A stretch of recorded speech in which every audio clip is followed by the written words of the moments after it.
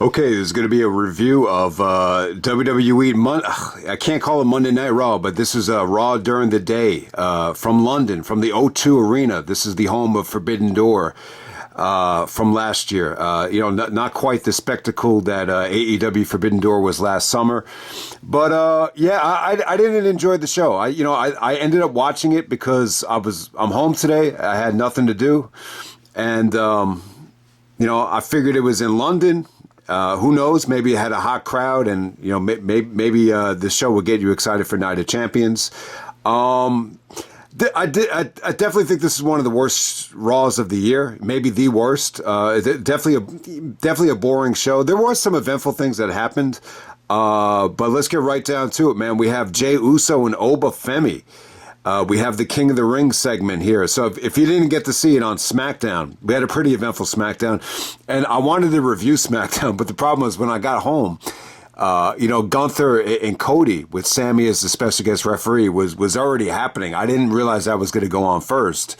So I didn't get to see the whole match. But yeah, I get the point, though. That went on first so they could tell the story of, the triple threat. And, they restarted the match a couple of times.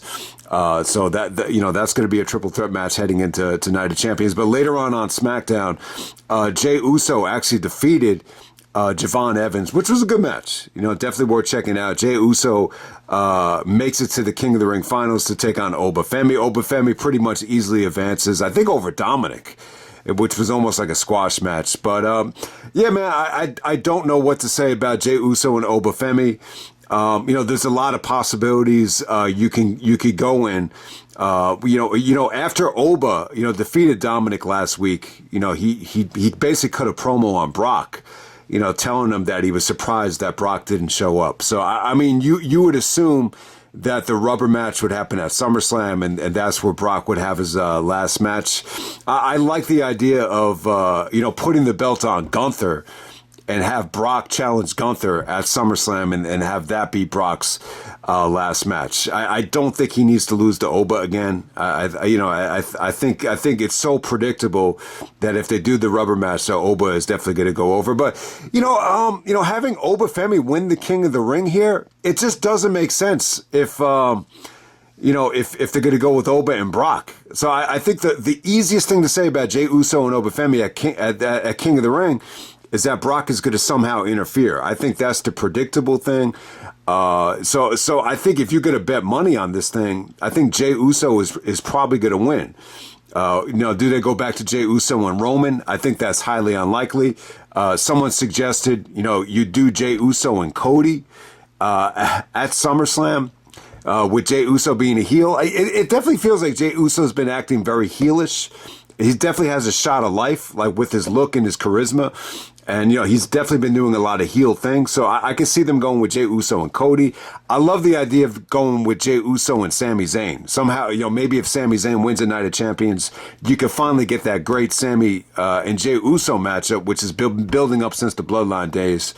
So if they go, you definitely don't want to see Jey Uso and Gunther, definitely not. But yeah, I enjoyed the promo between Oba and Jey Uso, though. Oba was pretty good here. He's like, if you run it back, you better think twice. And Jey Uso did run it back anyway. And Oba just told him, he said, if you're going to shoot, you better shoot for real, come Night of Champions. I got to say, Oba Femi's mic skills are pretty damn good. I think he's got a great accent. I could definitely see him connecting, like, to some of the friends I've had over the years, like from Nigeria or from Africa or from Jamaica or whatever. I definitely think he has that. His accent and his delivery is really strong. And, Jay definitely had a good promo here. It was definitely a good segment. It wasn't great. It's hard to get excited about this matchup. It's definitely like a David versus Goliath matchup. I don't think Jay has, any ability to keep up with Oba, but I would definitely say it's probably going to be a big mismatch with Brock somehow interfering. I just don't see how you can't do a rubber match at this point, but it is what it is. Let's get through the rest of this show. We had an LA Knight segment with Jimmy Uso. Adam Pearce is actually out there. Kind of yelling at LA Knight. LA Knight's got kind of paranoid about the bloodline and Roman still. He feels like he's gotten like the short end of the stick. I got to say, the most interesting thing about this promo is just Pierce. I think his delivery was great. He was very animated out there. This is a backstage segment, but I just think Pierce was good. Pierce has never been an issue on the mic. The LA Knight stuff is kind of weird here. Like he repeated what Pierce already said, and he basically said that he didn't hear what Pierce said, and he just said it's going to be Jimmy Uso and LA Knight later on tonight, which is a horrible matchup. I thought that match was boring as hell, but we'll get to that a little bit later. Next up, we had Lyra, Valkyria teaming up with Bayley to take on Paige and Brie Bella for the tag team titles. Match wasn't bad. I got to say, in terms of Paige, I guess it's because it's in her home country. The match was definitely catered around her with the offense and the hot tag. I thought Lyra Valkyria looked exceptional here.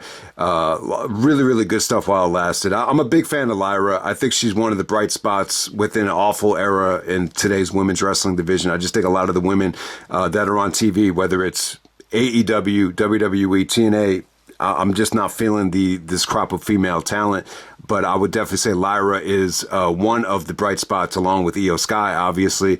And I've always been a big fan of Bayley. So Bayley does not make the save in time, and we have Lyra Valkyria actually turning on Bayley, which is kind of weird. I think Lyra is very likable. She's definitely got some good qualities about her. I don't think she's a natural heel, but I get the point, though. Bayley's been a heel.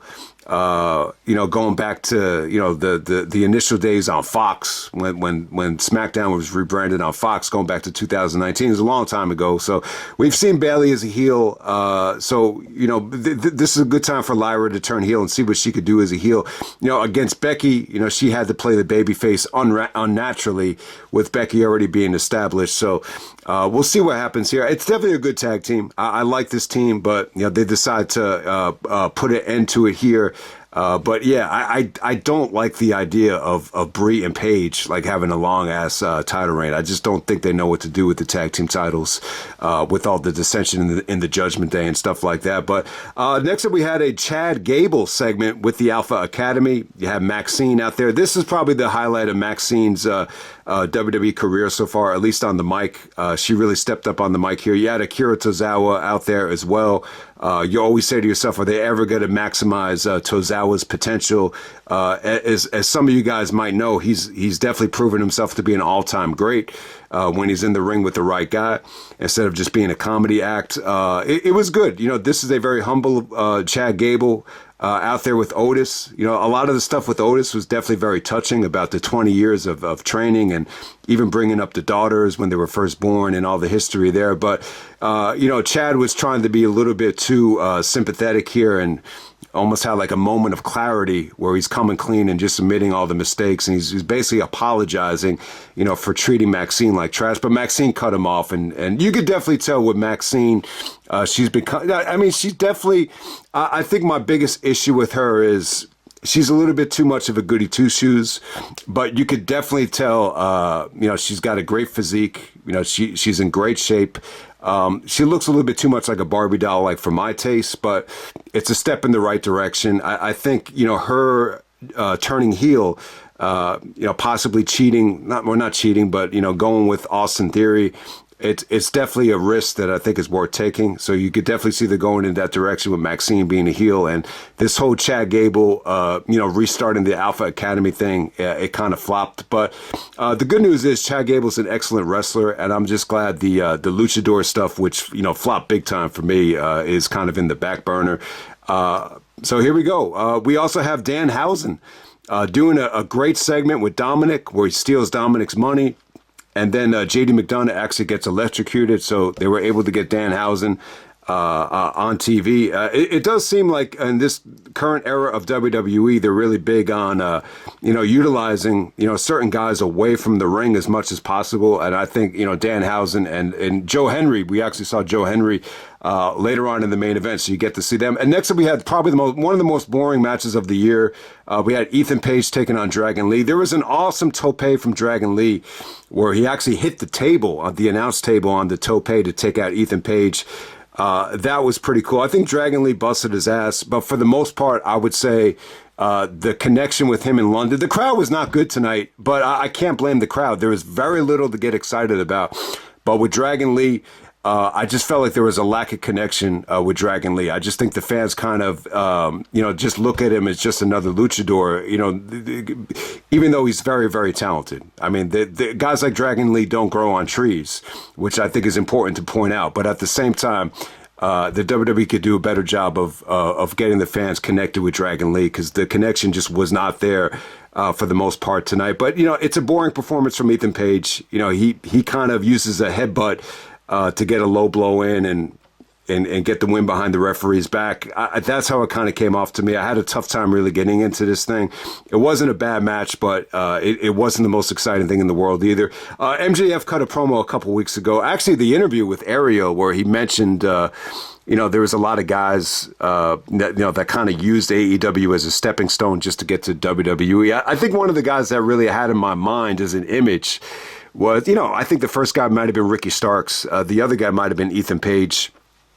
But, that's just me. I could be totally off about that. But next up, we had a Vision segment with Logan Paul, Austin Theory, and Braun Breaker with Jackie Redmond. Once again, Braun does not show a lot of charisma, doesn't have much to say. I think that's one of the issues with Braun is, look, I mean, he didn't have much to say when Seth was the vocal leader, and he still doesn't have much to say. So maybe he just doesn't fit in, with these stables. Maybe you could ask yourself that question. I didn't think he looked great tonight. Say what you want about Braun Breaker. Logan Paul was selling the fact that he's healing from the injury, and he's healing, from the broken arm or the broken wrist, faster than anybody. And Theory cut a good promo. I think him and Jackie actually had good, charismatic tension between them. So it was an okay segment from the Vision. Not a home run, but there we go with that. Next up, we have the Sol Ruca video package where she's talking about, failing and taking risks and learning from your mistakes and being uncomfortable and challenging herself. So there we go with that. Not a big Sol Ruca fan so far. She's definitely had some eye-opening moments. But look, I think the video package was dope. She's definitely a hell of a talent, and we'll see where she goes from there. Next up, we had an awful segment from Liv Morgan's side. I think Io was good here. Io Sky and Liv Morgan did the Queen of the Ring interview, hyping up the Queen of the Ring match. I'm not a fan of this. They actually have Liv Morgan as the champion going into the Queen of the Ring. I just don't get the point of it. I think, there's a possibility that they might do like a unification match with Liv and Rhea Ripley. I don't think that's going to happen, though. I think Io Sky is such a great wrestler that you might have to just go with Io and Rhea again at SummerSlam just as a safe bet. So we'll see what happens there. It's just a weird situation. Liv came out and was like look, she's getting into better shape. I think you can notice that. About this particular promo. I think what was funny about it is, like, anytime she talked and when she was bragging about being the greatest of all time, like, Io had to cover up her ears. So I definitely think Io was great tonight, and she kind of, I think it was cool because she kind of represented how some of the fans kind of perceive Liv with the bad mic skills and just everything. I just think it was a buzzkill moment, when Liv came out. But Io definitely had, some of her best moments I think she's ever had on the mic, to be honest with you. Next up, we had LA Knight taking on Jimmy Uso. I thought the match was kind of boring in the beginning. I kind of said to myself during the match, like, this is not the kind of talent that you want to see on Raw. I just think it's a step down in terms of the competition, the skill level, just everything. It was a very bland matchup. I think as the match progressed, you did get to see some good stuff from LA Knight. It wasn't like they phoned it in. Jimmy actually did have some good moments. There was actually a very lukewarm, I would say, "This is awesome" chant. And then we had Solo Sikoa almost dressed up as Suge Knight in a red suit, which definitely reminded me of a bloody, suit right there. Representing gang colors. That's what it kind of reminded me of. I don't know what kind of message he was sending, but he actually screws over his former bloodline mate of Jimmy Uso. So obviously he screwed over LA Knight and the whole commentary here between Cole and Corey Graves. I think they did the best they could with it. They really tried to tell the story that LA Knight is sick of the bloodline and he's sick of being, rear-ended by Roman, going back to 2023. So you tell that story, but at the same time, Solo gets involved and he's screwing Jimmy Uso here as well. So there we go with that. Next up, you had the Street Profits cut a promo with Jackie Redmond, hyping up the match here, which is definitely good stuff. I think by the way the night ended, it doesn't look like the Street Profits are breaking up anytime soon. But look, I still love the idea of Montez, being a singles wrestler down the road. And then next up, we have Seth Rollins doing an interview with Corey Graves, hyping up the steel cage match with Braun Breaker at Night of Champions. So you almost forget that Seth and Braun are having the steel cage match at Night of Champions, which almost feels like an afterthought now. But it was a good promo from Seth on Braun. I think what was really cool about this is Seth was very self-reflective, talks about, coming up short at WrestleMania, coming up short at Backlash, and just saying that anytime he's had a problem, he always found a way to maneuver his way out of it. He's been dealing with it his whole life, whether it's, trying to get rid of, trying to move on from Ring of Honor, or, on being involved with FCW, trying to make it to the WWE, the thing with the Shield, the injuries and everything. So, a lot of things kind of crossed my mind when Seth made that comment.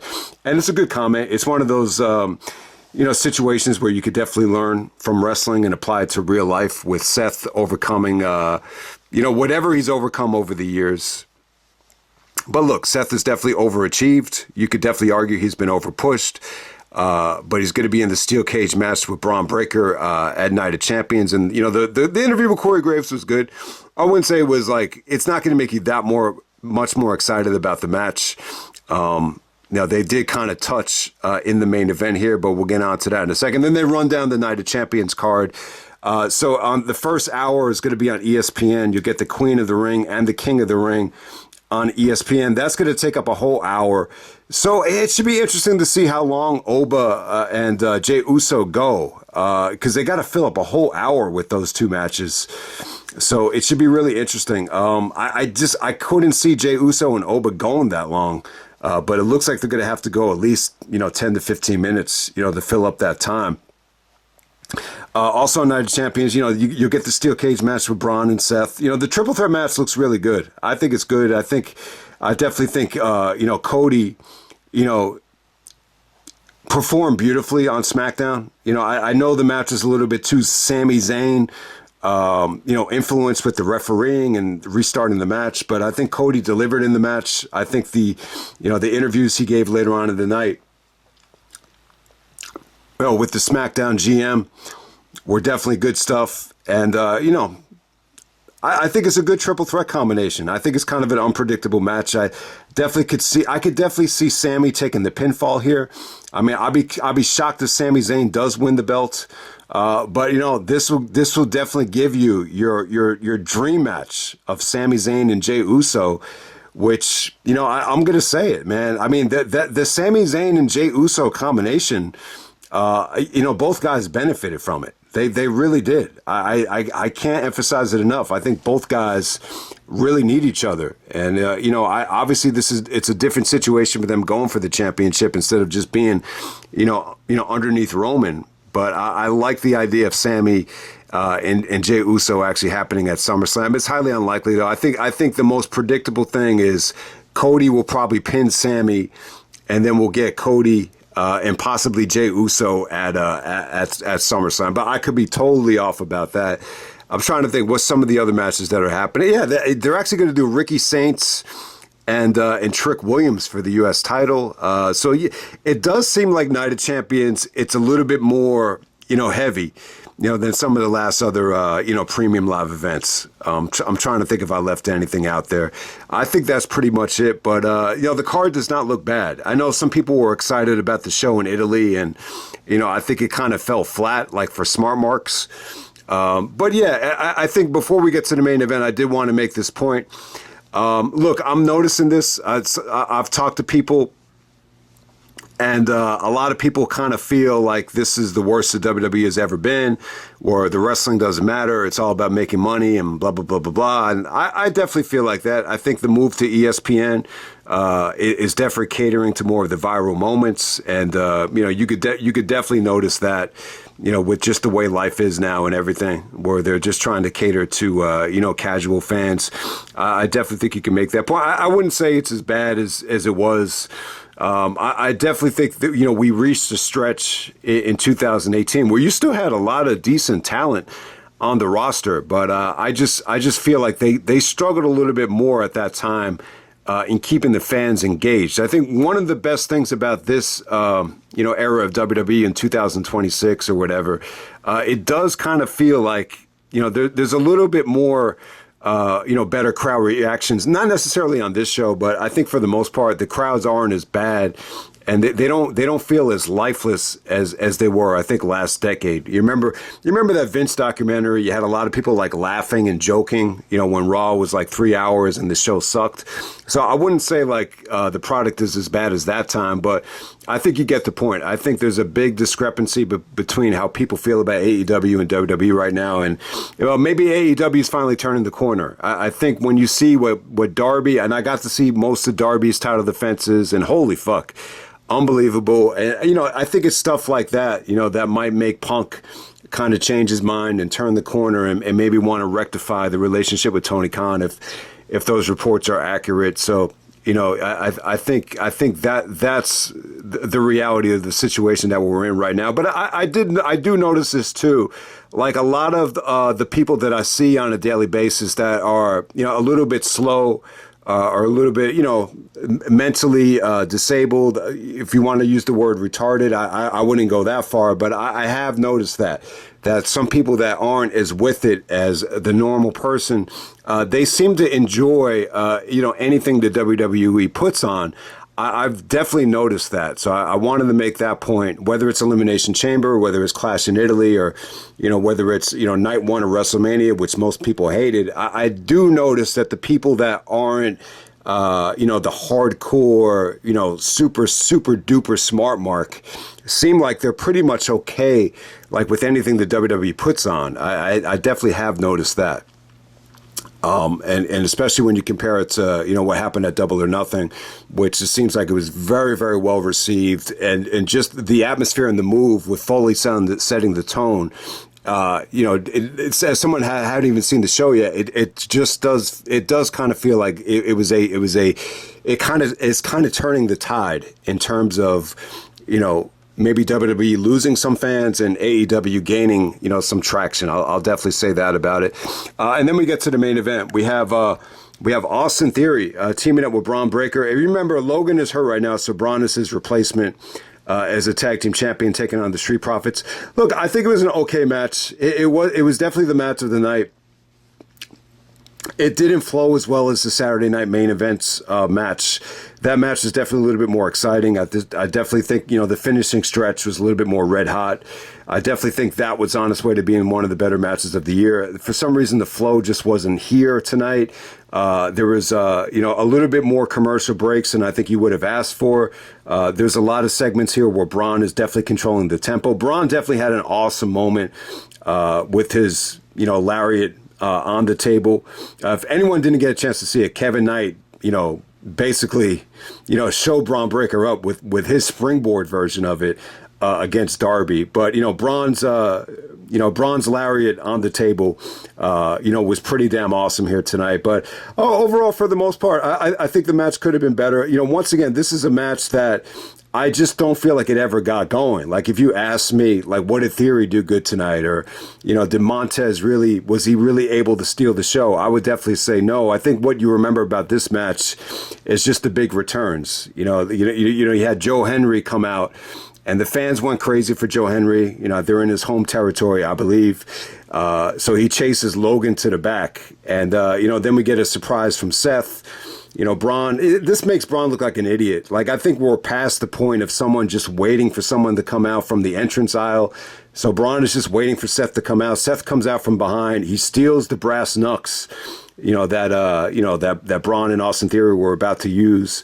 And then the Street Profits, they hit Austin Theory with it. That sets up the big Montez Ford frog splash. So you get a nice little victory there. The Street Profits are 4-time tag team champions already. Wow, I didn't realize they were tag team champions that many times, but they get to close the show. It was a fun little moment, and you get Braun Breaker trying to chase Seth away, to build some excitement for the steel cage match. But I don't know, guys. I'm a little bit I'm a little bit,